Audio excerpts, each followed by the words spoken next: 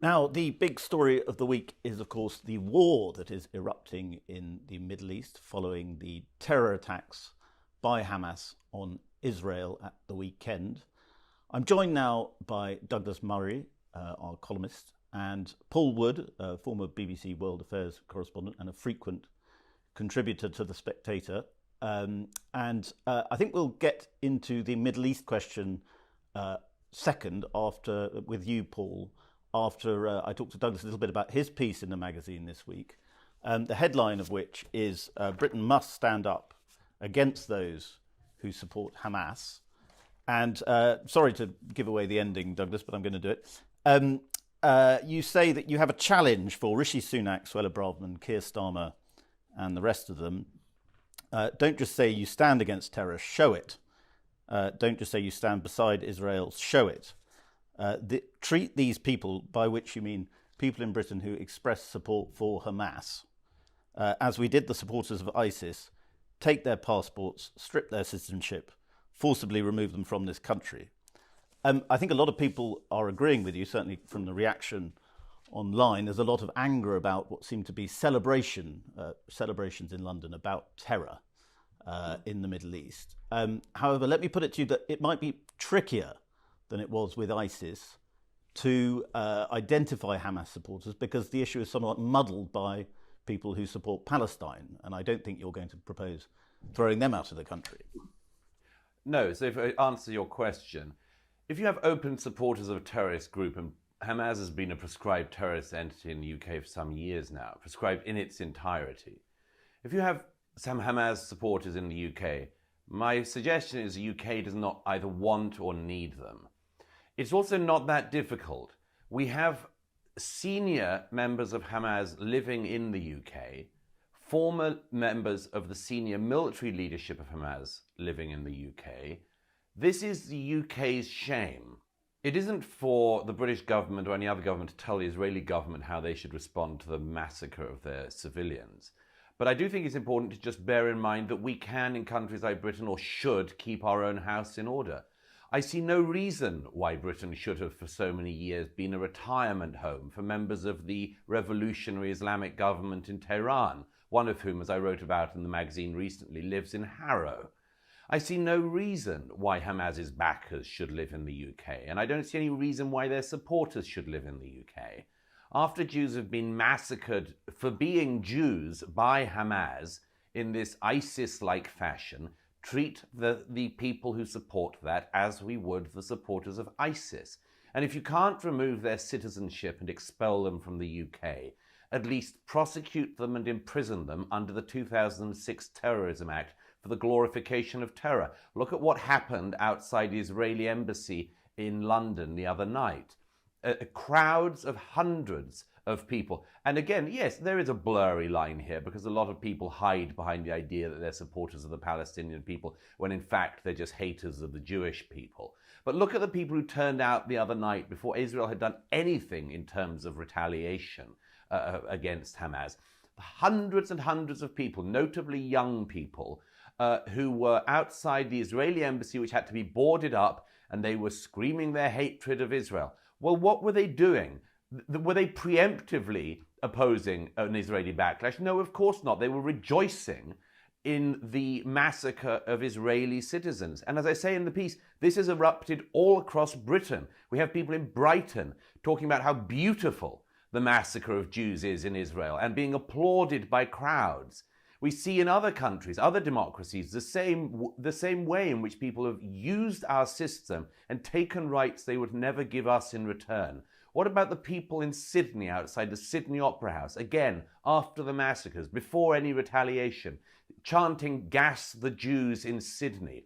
Israel has its problems, but we in the Western democracies have ours. And our main one is that we have people in our countries who celebrate terror. And I say, get them all out. Well, I understand entirely what you're saying, and I agree with it to a large extent, but I just think there may be a difficult to sort of carry on this muddling point. There may be different laws that would need to be used here. One would obviously be terror legislation, and Hamas is a prescribed terrorist group. But the other thing we have to use would be hate laws. And I think there you get into difficult territory. Well, hate laws are all weak. I don't saying particularly believe in anti-Semitic hate things. laws. I don't particularly believe in hate laws. I think hate laws are a sort of watery thing that lacks and soupy governments imposed because they couldn't just impose the rule of law as it existed. So I'm not very interested in hate laws. I am interested in the glorification of terror and the proposition that people should be allowed to support terrorism in your country. Let me put it this way: let's take something like an extremely rare but awful thing, like, for instance, the Christchurch mosque massacre some years ago in New Zealand. Imagine if after that massacre there had been a protest outside the embassies of New Zealand around the world of people celebrating the lone wolf gunman who went and shot up that mosque. Would we be saying, well, they're just expressing a sort of, a right to free expression, or maybe they're objecting to the New Zealand government's potential to have a backlash against it? No. We would say, quite rightly, well, these people are obviously glorifying the terrorist. We all know that it would happen if it was that way round. We all know that. So why is it that the Jewish people have to be the one people in the world who are expected to be massacred and to have to respond with equanimity towards that? And when they're taunted on the streets of London and other capital cities across Europe, are meant to just sit back and accept it? We didn't take that view with ISIS. We didn't take it with Al-Qaeda. We shouldn't take it with Hamas. Another debate that's sort of springing up on the domestic reaction here in Britain is this issue of projecting Israeli flags onto British government buildings, or flying Israeli flags from British government public buildings. I wonder how you feel about that. I note that the Muslim Council of Mosques in London has written to the government expressing its horror at that, which I suppose is only to be expected. But I think a lot of people feel, and perhaps they're right, that public buildings shouldn't be used for the flying of any flag other than the British flag. Oh, well, here's the thing, though, isn't it? After the Bataclan massacres in France, it was almost de rigueur for people to say, to fly French flags. And thank goodness we did an attempt to show, a weak attempt, but an attempt to show solidarity.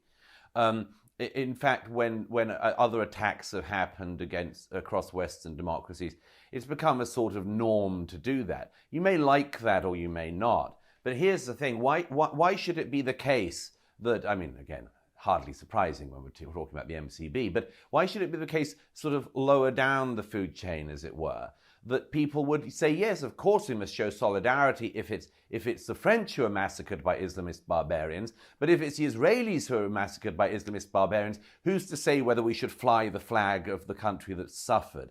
I think if you've set the precedent of trying to show unanimity and solidarity with friends being massacred by barbarians in one country, you should probably do it with the others as well. But as always, there's an Israeli exception. An Israeli exception is that people endlessly think, oh, well, maybe it's going to be divisive. It's only divisive in the UK because we've let in an awful lot of people who support terrorism when it's done by the terrorists of groups like Hamas against the Jewish nation. So no, I mean, I think that anyone who sort of has a sudden problem with that now should have had a bigger problem with it earlier on. And I think that if they have a problem with it now when it comes to the flag of Israel, it tells us much more about themselves than it does about Israel. Yes. Well, let's move on to the question of the questions about what's going on in Israel and the Holy Land. Paul, I'll come to you. You've got an typically excellent piece in this week's magazine in which you speak to various people who do know a lot about this. And the big question that everyone started asking as soon as this happened was the involvement of Iran, the extent of Iranian involvement. Can you tell us a little bit about what you were able to discover? We should say, first of all, there's no proof of Iranian involvement. And in fact, the White House in the US says that American intelligence agencies are looking for that proof but haven't found it.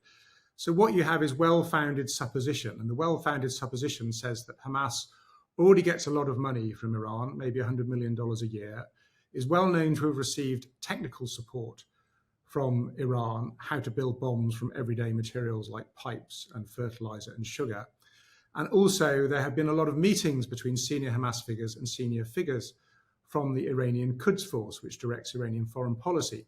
So Joel Rayburn, who used to run Iran policy on the US National Security Council, and is quite a legendary figure in the Middle East to people who follow these events, says that to his mind, there's absolutely no doubt that Iran was behind this, because the Quds Force, when it has a client like Hamas, almost without exception, directs that client for any major initiative, tells that client like Hamas how it will be done, when it will be done. And in Rayburn's view, this was done for Iranian strategic reasons, not Hamas strategic reasons. And those reasons would be that Iran doesn't yet have a nuclear weapon, needs to cripple Israel, and by extension the US, needs to support Hezbollah, its militia in Lebanon to the north, and therefore wants to tie Israel down using Hamas. And rather worryingly, his view is that this also means that the Iranians will activate Hezbollah to attack Israel if it looks like Hamas will be destroyed and therefore Hezbollah will be isolated. That for Iran is a strategic imperative. All of that does make perfect sense, but there is as yet no proof of it. Another interesting point that comes out of your piece is one Hamas figure suggesting, almost sort of accidentally suggesting that the attack was not entirely in their control. Can you explain a little bit more about that? This is Osama Hamdan, who's a very senior member of Hamas, a member of their Politburo, who I must say seemed almost taken aback by what had happened and scrambling to catch up. And you can imagine that this was something kept very close to the military wing of Hamas in its planning, and then spokesmen and politicians like him have to run to catch up and justify it. I get a stream of Hamas press releases on my phone, the latest of which says that there were no atrocities. This is the Western media making things up. This is the Israelis making things up. These, of course, are absurd lies. There was mass murder. It's been well documented. And yet Hamas seeks to deny it. In his view, this was a military operation against military targets. And as he told me, the Israelis are playing up the civilian casualties because they are embarrassed about the extent to which there was a total collapse of their army around Gaza. And there was, in fact, a collapse. It was 12 hours, 24 hours before some of the Israeli towns, kibbutzes, that were under attack got help from the army. He's pointed out some videos, such as a Hamas fighter apparently asking permission to take food from an Israeli house, a Hamas fighter apparently telling a woman and her two children, "We are Muslim, we will not hurt you." Again, the Hamas media machine is pushing out those videos this morning. But ultimately, and this is the justification you get from people I've been phoning all around the region, we've been killed. There's a double standard here. Palestinians are being constantly killed. And when we hit back, everybody sympathizes with Israel. What about the Palestinian dead? He also said something very interesting about Hamas being forced into doing this because of the rapid pace of settlement in the West Bank, which in his view made the possibility of a Palestinian state too remote ever to be achievable. And he almost felt this was the last chance to do something about that. Now, to those who disbelieve that particular argument, I also had a very similar argument from a former head of Mossad, the Israeli spy agency, Danny Yatom, who said, look, Netanyahu had a Machiavellian policy of cynically building up Hamas in order to weaken the PLO, which is the main interlocutor with Israel. There are no talks with Hamas, there are talks with the PLO. Netanyahu wanted to cripple the possibility of a Palestinian state and gambled and made a terrible mistake in building up Hamas in order to do that. Douglas, I wanted to ask you about Israel making terrible mistakes. I mean, you put in your piece, the Israelis will respond as they see fit. It isn't for non-Israelis to give them advice. And I see that point. But also, if we feel Israel, our ally, may be making a great mistake in its response, may even be falling into a trap, possibly even an Iranian set trap, is there not some validity to the argument that by reacting as violently as they seem to be reacting, they are only, people talk about mowing the grass in Gaza. They're only creating the conditions for it to grow back even more ugly. Well, first of all, I don't agree with the proposition that Israel has done anything significant or anything significantly bloody to date. And I can certainly say with absolute certainty that no Israeli soldier has yet gone in and mass gang raped and then stabbed and beheaded women in the Gaza. We're not dealing with the endless issue of it's a particularly British fetish, this weird fetish about proportionality in conflict. If there was proportionality in conflict, then it would seem that we would have to allow the Israelis to go and gang rape and behead the same number of women and children as the so-called fighters and militants, the terrorists of Hamas, did in Israel. So Israel hasn't responded with 1% of the barbarism that was shown on Israeli territory last Saturday, not a bit of it. What Israel does have to do is to reassert its own impenetrability, its own impermeability. And that is one of the many things that suffered such a blow at the weekend.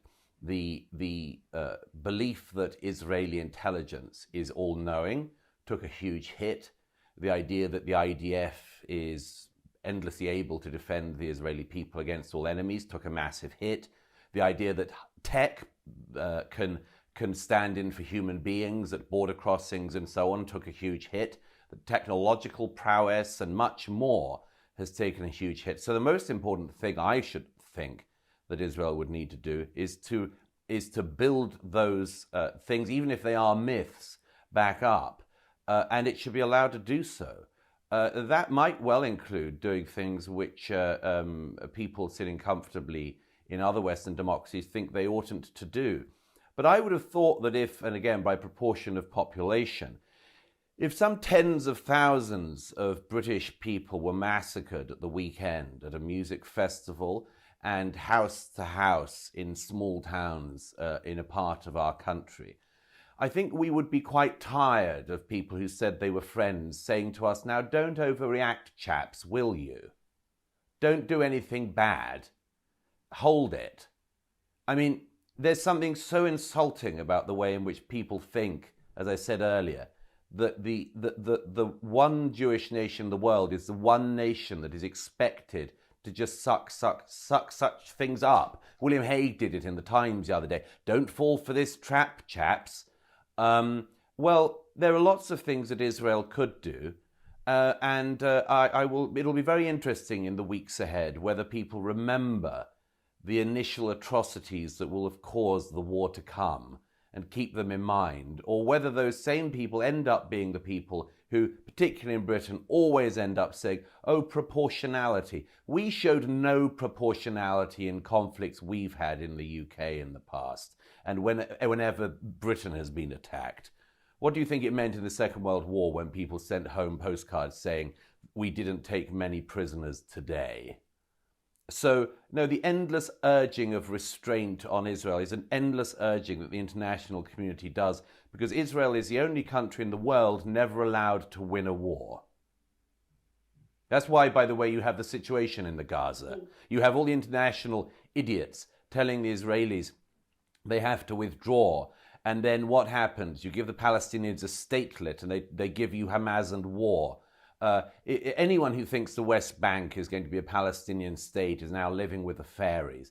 And it's not because of the Israelis. It's because the Palestinian Authority hasn't wished to create a state for decades. It never did. It's only ever been interested in creating a state from the river to the sea, as they always say. It's never been interested in a two-state solution. Palestinian Authority, under two leaders now, has repeatedly turned down every Israeli offer of peace. They were offered 99% of what they wanted just 15 years ago. They turned it down again, as Yasser Arafat did at Oslo. They don't want a two-state solution. They want a one-state solution, and that's a Jewish-cleared Palestinian state. Paul, I wonder what you make of Douglas's point there. I think the two-state solution is probably dead, which is a pity because it's the only solution which makes sense in the long run. Israel, I think, has begun intense bombing already and will have to go in on the ground, having destroyed the obvious targets. Hamas is this amalgam of both a state with government buildings to bomb and a guerrilla force, and the guerrillas have now withdrawn into the civilian population, which is being hit by Israel. Now, what Hamas did was a war crime. Murders were committed. This is against international law. But Israel is a state which at least pretends to be governed by international law. And this is one of the suggestions which came out in the horrible 24 hours of chaos and confusion when this happened at the weekend, was a former Israeli general called Giora Eiland, who was the southern commander, used to be in charge of Gaza, saying that what we should do is go in and literally poison the wells. 97% of Gaza's water comes from these saltwater wells, and it has to be purified in water purification plants. Giora Eiland, General Eiland, wanted to destroy those purification plants, saying, everybody will say we're deliberately causing a humanitarian disaster, and we will be doing that as a means to get our hostages back and destroy Hamas. Well, that would almost certainly be a breach of international law. It would be collective punishment. And this perhaps is the kind of trap which Hamas, whether knowingly or unknowingly, because Iran pushed them to do this, has set for Israel. A lot of Israeli strategists and people who've thought about this don't want a reoccupation of the Gaza Strip.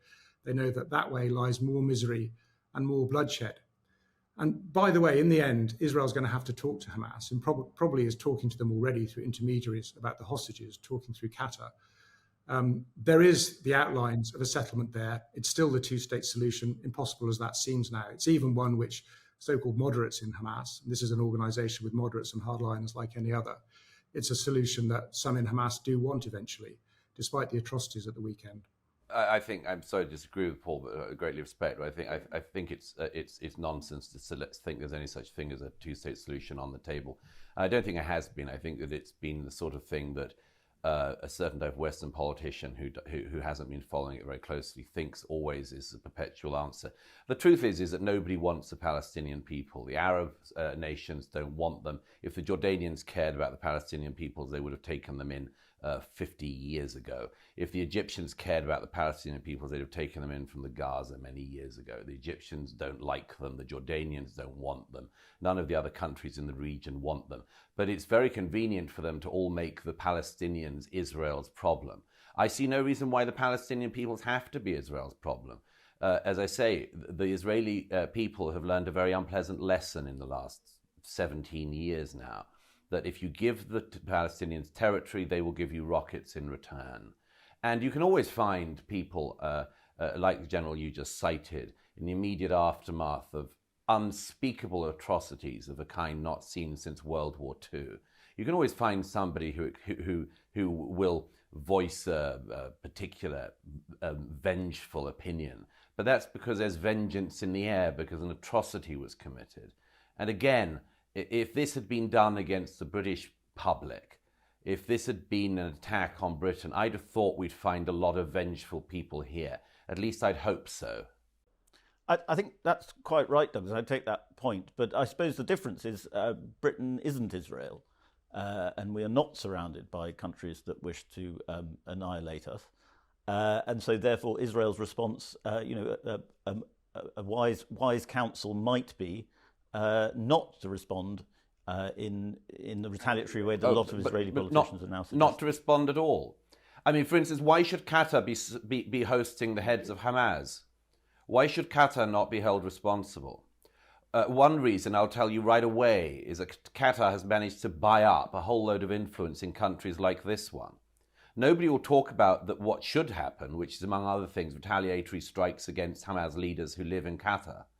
But, of course, Britain won't do that because Britain's been compromised, like so many countries. So, I mean, a lot of British politicians and others will say, oh, don't do anything that rocks the boat, Israel. And among other things, what they mean is, we've lost control of things, including parts of our financial system. We can't control the British streets. So don't you in Israel do anything that makes a mess of our streets. Well, again, that's not Israel's problem. That's ours. It's us who've been the idiots. Paul, Douglas says nobody really wants a Palestinian state. Do you think the European Union wants a Palestinian state? It's thrown billions in support to Palestine. Probably. I mean, this is, in one sense, Douglas is right. There is no two-state solution for the foreseeable future. But in another sense, it's the only game in town. And for instance, Danny Yatom, the former Mossad chief, said that with 500,000 settlers now in the West Bank and more being pushed in by the Netanyahu government, that was an attempt to make the two-state solution impossible. No doubt the Palestinians, or the PLO, as Israel's main negotiating partner, carries a lot of blame for that too. But in Yatom's view, This was Netanyahu carrying out a long-standing policy of some Israeli governments to try to annex the West Bank. And the response from Hamas, the bloody massacre that we saw last weekend, in the words of the Hamas spokesman who talked to me about it, was they felt they were being backed into a corner. That's their calculation. It's the innocent people who suffer in this. Palestinian children bleed too. On the first day of Israel's bombing, a family of 19 who'd fled their home because of a warning shot nearby to another building were in the building when it was hit by a missile. 19 people dead, mostly women and children. According to the AP reporter on the scene, didn't seem to be a military target there. Of course, this is what happens when guerrilla armies, which is what Hamas is, retreat into the civilian population. Of course, this is what happens in the built-up slums that constitute most of Gaza City. It may not be the aim of Israeli policy, although most in the Arab world will certainly think that it is. One of the dispiriting things in the 24 or 48 hours after the attack was looking at the Arab press and seeing almost no coverage of the Israeli victims. People's hearts were hardened right from the outset. And that's what I got in telephone calls with people. They feel they have their victims that have always been ignored, and now they're ignoring the Jewish victims. It makes you very pessimistic about any outcome. One thing we can say with absolute certainty is that the soldiers of Israel are not going to be hiding among civilian populations and using the populations as shields. That is exactly what Hamas has done. It's exactly what the fighter terrorists of Hamas have done. It's their plan. So, there's also an issue not only of proportionality, but of intentionality. And the intention of Hamas last week was to kill as many innocent people as possible. The intention of Israel, very clearly, as has been shown in many engagements, is to kill as few innocent people as possible. That difference might seem academic to some people, but in it lies everything. There's a lot more to talk about, but sadly we don't have time. So Douglas and Paul, for now, thank you very much for joining Spectator TV.